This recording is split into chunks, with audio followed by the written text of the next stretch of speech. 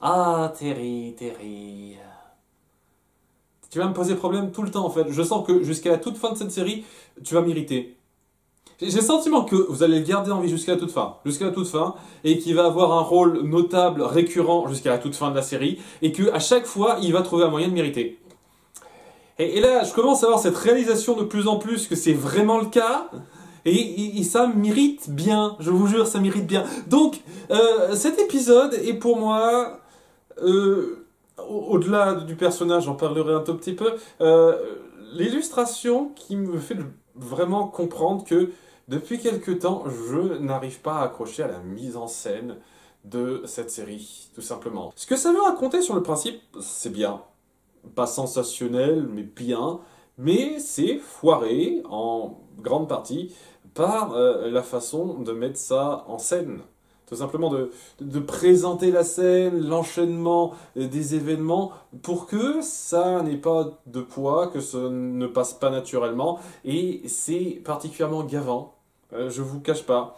C'est quelque chose qui se ressent depuis, j'ai envie de dire, la fin de la saison 3. C'est pas la saison 4 qui a lancé ça. Et j'estime, maintenant, avec du recul, avoir été peut-être un peu trop coulant avec la fin de la saison 3. J'ai lu un commentaire plutôt bien pensé là-dessus au passage sur la signification de pas mal de choses, mais c'est pas juste ça aussi, c'est vraiment la façon dont on met en scène quelque chose qui est censé être super puissant et qui au bout du compte est traité comme un truc très léger. Et là, il y a les décisions qui sont un peu ridicules, mais surtout la mise en scène est affreusement lourde. Et je commence à avoir cet effet un peu ras-le-bol. Ça commence un petit peu à saturer à ce niveau-là. J'étais un petit peu tolérant de cette mise en scène un peu grossière, mais là, elle commence de plus en plus à m'irriter un petit peu. C'est surtout que les cas où la mise en scène posait problème avant, tu sentais aussi que c'était par besoin de traiter rapidement certains trucs, quoi. Il fallait amener la conclusion de certaines choses et on n'avait pas tout à fait le temps. Là, étant donné que vous prenez votre temps, et vous le prenez bien, votre temps pour raconter un truc qui aurait pu tenir en 3 4 épisodes, je le pense sincèrement, 3 4 épisodes, vous auriez pu raconter la même chose, à peu de choses près. Et vous avez pris 9 épisodes pour ça. Vous donner vraiment cette impression de perte de temps dans la mise en scène, c'est affolant. Enfin bref, on va parler de ce qui se passe, hein. Donc il y a Claudia qui vient d'endormir tout le monde, sauf Zim. Mes excuses, Zim n'a pas été endormi à la fin de l'épisode précédent, et il se crache. Et personne ne fait gaffe à lui, alors que Claudia avait vu qu'il était avec le groupe, mais elle fait pas gaffe, elle s'en fout. De toute façon, on s'en fout de Zim, il sert à rien. Putain, mais vraiment quoi, il donne un tout petit conseil à Soren à un moment donné, parce que ils sont cons. Le groupe est con. Je le dis clairement. Ils ont décidé de tous se rendre là. Il n'y a pas que Claudia, il y a aussi son copain Terry, il y a Viren et il y a l'espèce de bestiole qui est juste là pour vaguement indiquer le trois trucs.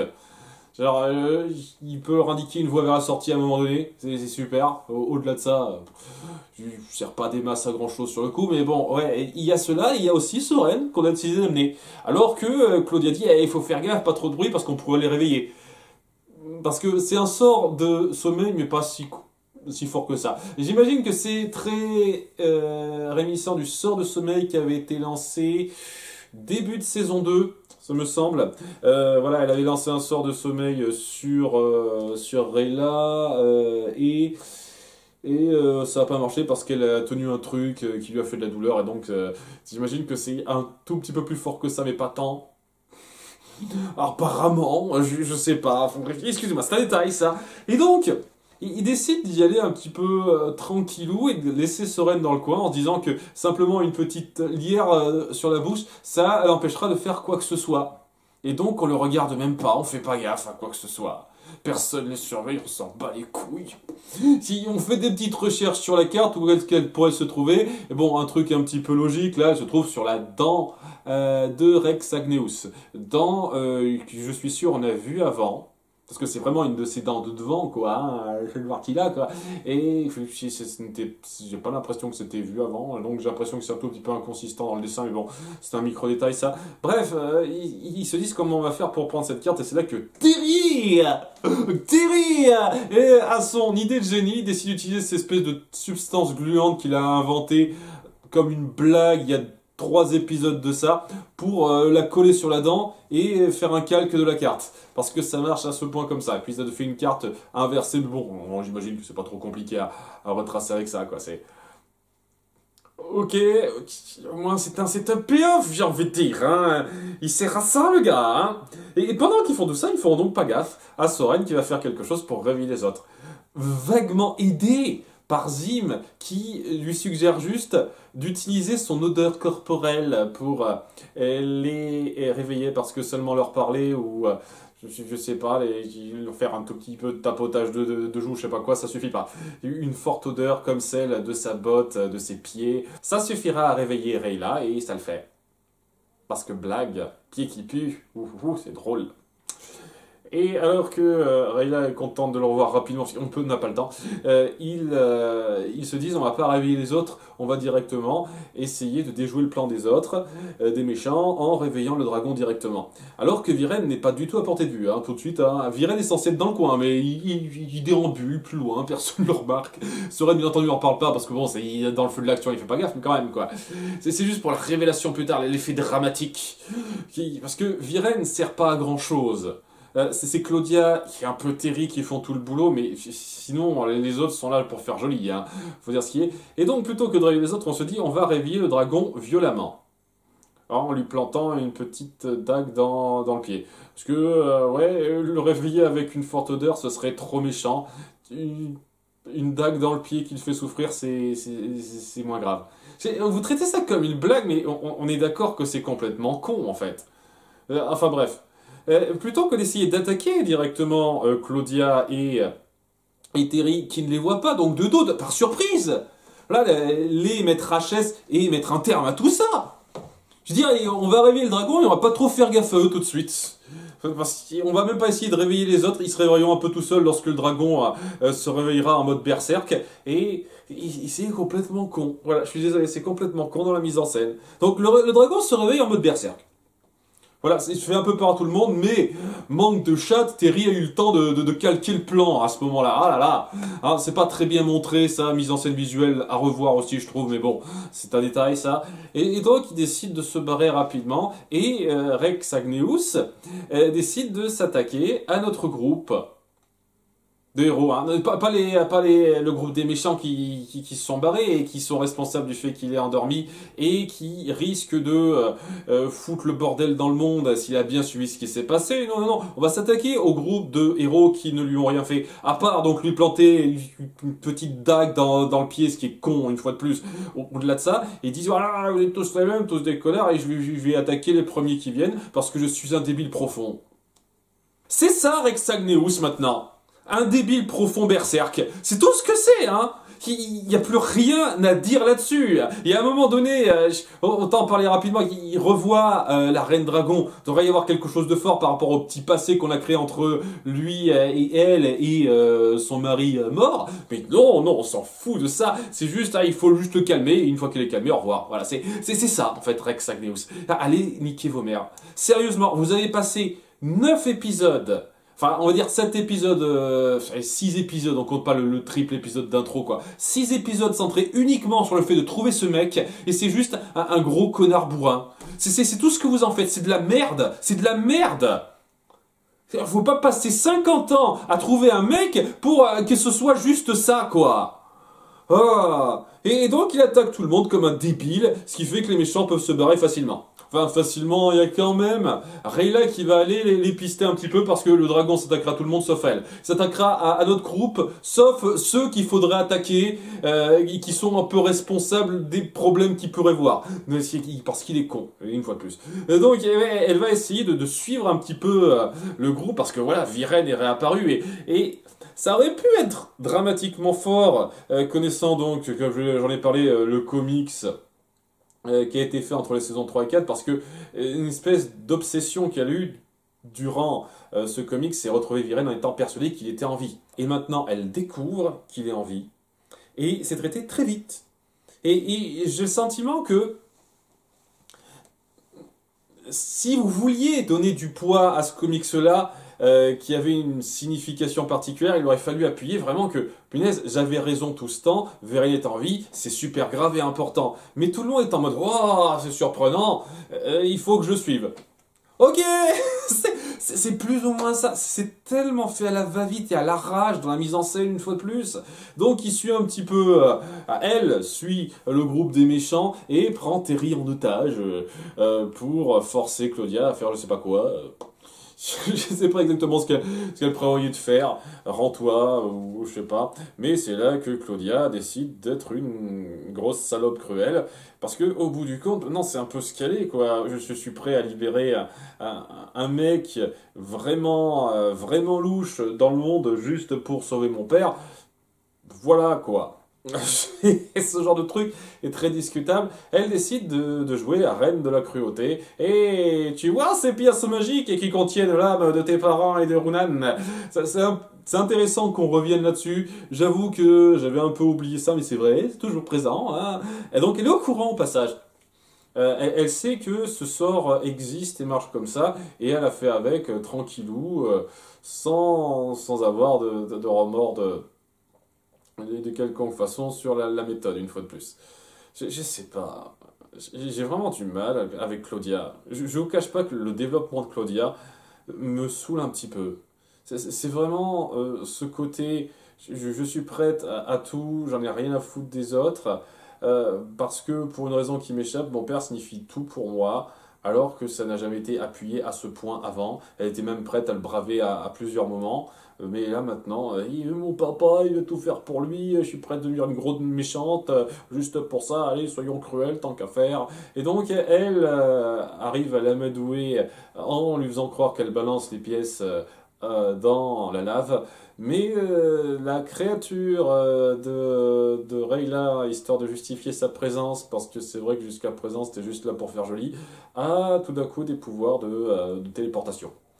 C'est une créature magique, donc ouais, techniquement elle peut, voilà, elle arrive à rapidement faire un petit portail de téléportation à la portale, quoi, et elle sauve le sac, qui ne contient pas ses pièces, parce qu'elle a fait un petit subterfuge, c'est un mini-mur de prestidigitation, elle a fait croire que les pièces étaient dans un sac, alors que c'était pas ça, alors qu'elle avait les yeux rivés sur elle, mais bon, c'est une magicienne, donc on va dire que oui, ça peut marcher. Donc elle est un petit peu dépitée, très attristée par ça, et là, et alors qu'il se barre, il y a Terry qui dit à Claudia, hé, ma grande, je t'ai vu faire des choses assez horribles, mais là, waouh, c'était juste cruel. T'es qui? T'es qui, connard?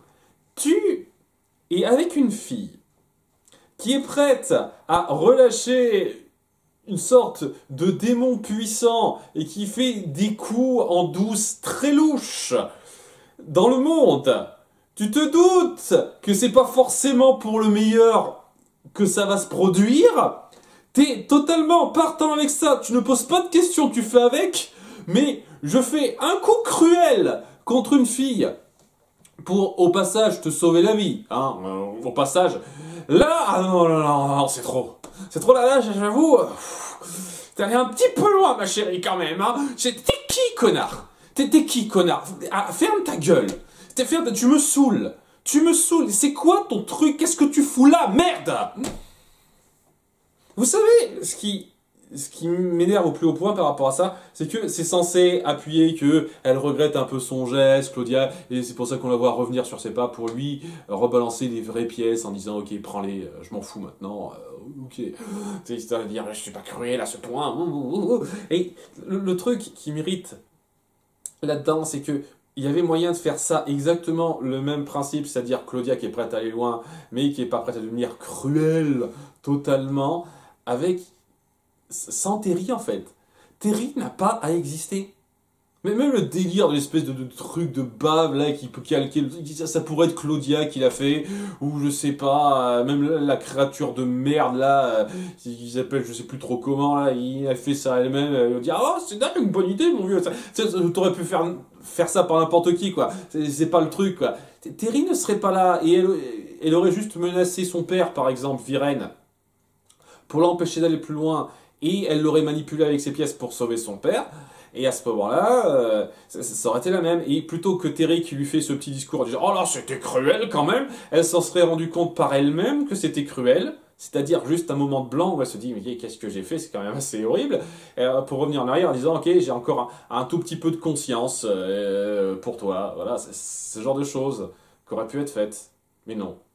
Et puis au passage, au moment où elle se voit donner les pièces, qu'est-ce qui a empêché Rayla de continuer à la poursuivre? Parce que alors, on est d'accord qu'ils sont toujours dans l'optique de réveiller Ravos et ce serait pas très bien pour le monde. Là, il est en mode ah super, j'ai récupéré mes parents sous forme de pièces, l'âme de mes parents et l'âme de Runan. Super, hein, maintenant je suis contente. Je vais prendre le long chemin compliqué plutôt que celui qu'ils ont pris pour sortir parce que je peux pas les affronter à moi seul maintenant. Je sais pas, ça m'a trop vidé, hein, toutes ces émotions, je ne sais pas trop. Hein. C'est bien Rayla, c'est bien Rayla, c'est bien. Voilà, donc du côté du reste de nos héros, et donc ils doivent fuir un Rex Agneus complètement berserk demeuré.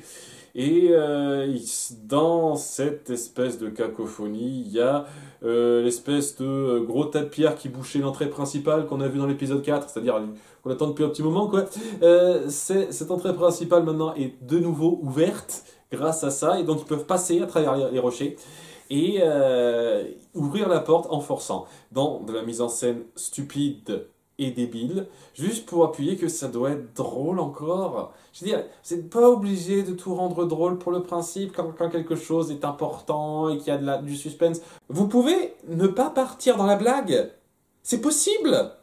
Avatar l'avait fait très bien, comprenez très bien que des fois, oui, quand c'est grave, on n'est pas obligé d'avoir un mec qui fait des remarques débiles, juste pour le lol de temps en temps, et une espèce de mise en scène de cartoon, parce que c'est exactement ce que c'est, où tout le monde pousse, allez, mettez-y tout votre cœur, on va y arriver, et Batrapat il ose pas, mais Soren dit vas-y, mets tout ton corps, et Batrapat il y va ralenti, ouais, volonté de Batrapat, et sa simple force rajoutée permet d'ouvrir suffisamment la porte pour qu'il se barre. Oh, ah, suspense.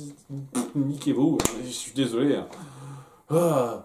Mais bon, se barrer par la porte, ça suffit pas pour empêcher Rex Agneus de les pourchasser, puisqu'il peut sortir à l'air du jour, c'est juste qu'il voulait pas pendant je sais pas combien de temps.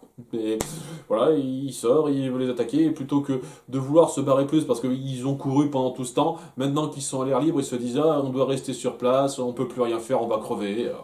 On est foutu, on fait plus rien, on est KO. Parce que de toute façon, ils savent pertinemment que le scénariste va les aider à ce moment-là, c'est pour ça, puisque c'est là que la Reine Dragon arrive. Et il y a une sorte de duel de regards, chacun fait son truc magique. Alors moi je fais des flammes, moi je fais un éclair. Rex se dit ok très bien merde, je me casse là. Et il y a la reine qui dit ah tu m'as désobéi Zim, c'est pas bien, tu vas être privé de sortie. Et il y a Soren qui essaye de calmer le jeu en disant hey, s'il n'avait pas été là, vous ne seriez pas venu pour nous sauver. Et vous savez quoi? C'est exactement ça. S'il n'avait pas été là, la seule chose que ça a changé, c'est qu'à la fin, il est venu pour le sauver. C'est ça la contribution de Zim. Parce que sinon, il a servi à que dalle. Tout le passage autour de Rex Agneus qui doit prendre la mort de son rival, etc., ça n'avait pas besoin de Zim. Hein. Pas du tout. Soren qui réveille Rayla, il n'y avait pas besoin de Zim du tout. Il servait à rien. Vous l'avez forcé pour rien, Zim. On est content. Et ouais, ça se termine du côté de nos méchants, par Viren qui a fini par reprendre son sceptre en disant « Ouais, mais c'est mon sceptre au bout du compte, je veux le reprendre, je veux redevenir cette espèce de connard qui veut du pouvoir en fait, c'est mon truc, j'ai dit calme, mais maintenant je suis plus Asahi, je suis de nouveau un méchant, C'est ça, on le voit à toute fin, avec son sceptre à la main, et ces espèces de veines noires, etc., alors qu'il n'a pas fait de magie ou quoi que ce soit. Donc, il me semblait que quand il devenait comme ça, c'est parce qu'il faisait un peu de magie des ténèbres, quoi. Là, il a fait, c'est juste, j'embrasse les ténèbres en bois, maintenant, ouais. Je suis avec vous, on va faire le mal. Putain de mise en scène de merde. Donc, ce que ça raconte de base... Ça passait correctement, je suis désolé, la mise en scène est beaucoup trop grossière pour que j'apprécie ça. C'était un final de saison naze. Voilà. Bon, c'était pas affreux, affreux, il y a largement pire, mais c'était très très médiocre. Hein. J'ai pas du tout apprécié. Et au bout du compte, c'était une conclusion à une saison pas taude et pas très intéressante. Qui aurait pu être racontée beaucoup plus vite. Je veux dire, les 3 épisodes d'intro étaient beaucoup trop longs. Les 6 épisodes pour juste arriver à Rex Agnews, qui était juste un blaireau berserk à peu de choses près au bout du compte, c'était beaucoup trop long. Ça aurait pu faire partie d'une saison, quoi. Ça aurait pu être la première moitié d'une saison, quoi. Pas juste une saison, hein. En étant plus généreux, ok, juste une demi-saison, mais là, ça ne passe pas. Et, vous voyez, la mise en scène, je crois que maintenant, ça me saute beaucoup trop aux yeux. Peut-être qu'avant, je le voyais pas bien et que c'était déjà comme ça avant, mais maintenant, je sens que quand il y aura encore de la mise en scène grossière et forcée de ce niveau-là, ça va de plus en plus m'irriter. Vraiment. Et Terry me gonfle. Le personnage de Terry en lui-même, comment on l'incruste là-dedans, c'est de la merde. C'est tellement de la merde conceptuellement et en termes de gestion. Je dis c'est la merde conceptuellement parce que voilà, nos personnages ne devraient pas du tout être accoquinés avec un mec de Xadia comme ça, alors que leur but c'est de se battre contre Xadia de base. Sans justification aucune que hey, je le trouve mignon, ICP sent bon quoi. Je suis désolé, hein, mon cul sur la commode ça aussi. Hein.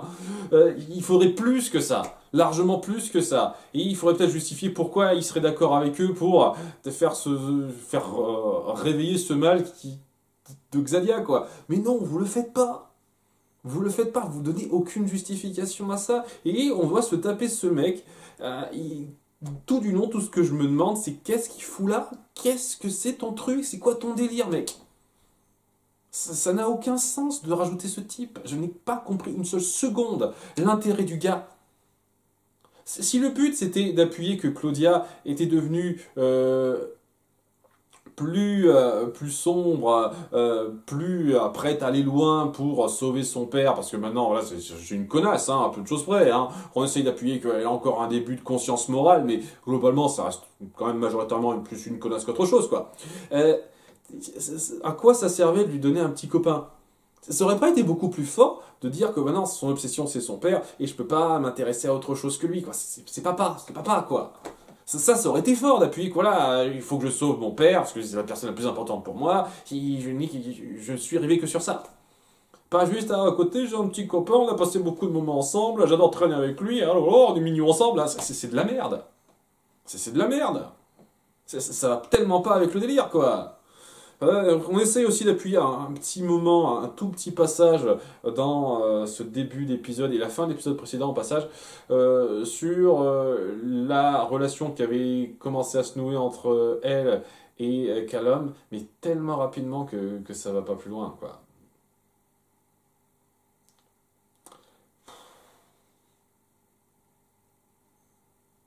Ouais. Ça promet pas des masses pour la suite, hein. Et si c'est ce même niveau de rythme au passage, je vais pas être grandement pris dans l'histoire des saisons à venir, mais ici c'est ce même niveau de mise en scène, ça va me gaver assez vite. Là je crois que j'ai atteint un espèce de point de craquage à cet égard. Mais je pense pas que ce soit l'épisode qui soit forcément le pire à cet égard-là. Hein. C'est juste l'épisode où ça craque, quoi. L'épisode où je me dis, finesse, vous êtes censé représenter quelque chose de grand. Vous êtes censé avoir des ambitions et vous n'êtes pas foutu de les mettre en scène de façon un tant soit peu correcte et acceptable. C'est naze pour moi. C'est vraiment naze cette partie-là. C'est c'est dommage, c'est dommage. Je pense qu'il y a une idée intéressante là-dedans, mais vous faites rien ça. J'ai oublié de parler d'un truc, excusez-moi. C'est tellement anecdotique. Oui, et c'est la fin aussi de l'arc entre Janaï et son frère. Son frère lui fait son duel de sang. Il y a sa soeur qui dit ah, mais ce rituel a été interdit avant, hein, parce que c'est pas bien. Il dit ah, mais ça fait partie des traditions quand même. Ah, je suis un vieux de la vieille et Et ceux qui respectent l'histoire et qui veulent la faire respecter comme avant, ce sont des gros méchants salauds, hein. On a un message progressiste sous-jacent ultra subtil, là. Et donc, étant donné que Janaï s'est dit, au bout du compte, je veux gouverner ce peuple, en fait. C'est important pour moi, parce que le scénario le veut, et ben, elle dit non. Non, j'accepte pas ça, mais elle soit forcée par le gars qui dit, tu dois obéir à nos traditions, ok, je me bats contre toi. Et il utilise un sort de flamme contre elle, mais étant donné que c'est une elfe du soleil et qu'elle peut modifier sa peau pour résister à la chaleur, ça lui fait rien. Complètement con, mec. Mais bon, il savait depuis le départ que de base ça risquait pas trop de marcher parce qu'elle est plus forte que lui, mais voilà, il comptait sur le fait qu'elle abdique plus ou moins quoi avec ça. Bon, elle le bat facilement, elle dit tu dois me tuer, sinon tu respectes pas la règle, mais elle le tue pas, et Jean-Nicolas Strauss se dit oui, c'est qui ce con, hein? Et toi tes traductions de merde, maintenant on crée histoire maintenant, l'histoire ne nous définit pas, et vas-y, message progressiste basique, voilà, l'histoire d'avant c'était l'histoire d'avant, on s'en fout maintenant, plus ou moins, ce que je trouve très grossier, parce que pour moi il devrait y avoir un juste milieu entre les deux, faut faire gaffe à son histoire, mais il faut pas non plus trop reposer dessus, trop être dépendant de ça. Et plutôt que de vouloir partir sur une espèce de compromis, vous faites passer la personne qui est pour le respect de la tradition de l'histoire d'un peuple comme le gros méchant connard qui ne comprend pas. Voilà. Bon, ce n'est pas subtil du tout, ça manque beaucoup de nuances, et c'est pas fameux, je suis désolé. Et c'était prévisible, hein, ça se voyait clairement que ça allait finir comme ça. Après avoir vu l'épisode précédent, il n'y a absolument aucune surprise, quelle qu'elle soit. Il n'y a aucune prise de risque, en fait, voilà. Aucune prise de risque, et c'était plat. C'était plat comme résolution. Mais on est content, hein, Janaï, elle va gouverner, elle va voir sa petite copine humaine. Et apparemment, les dirigeants vont être d'accord. Il va peut-être y avoir quelques personnes qui trouveront ça un peu pas super bien, mais c'est pas grave. Au bout du compte, on s'en fout d'eux, l'important c'est les autres. Et le conflit, on va pas le développer plus. Ça donne un peu cette impression-là, quoi. C'est dommage, parce que ça promettait un peu plus que ça, de faire quelque chose de plus complexe, mais au bout du compte, j'ai le sentiment que pas tant que ça. Mais bon, peut-être que je me trompe, peut-être que la saison 5 me donnera tort à ce niveau-là. Ouais, hein, donc c'était pas un bon épisode, hein, au cas où ce soit pas clair, hein, j'ai pas aimé. Mauvaise conclusion. Bien, à bientôt pour la saison 5. Bye!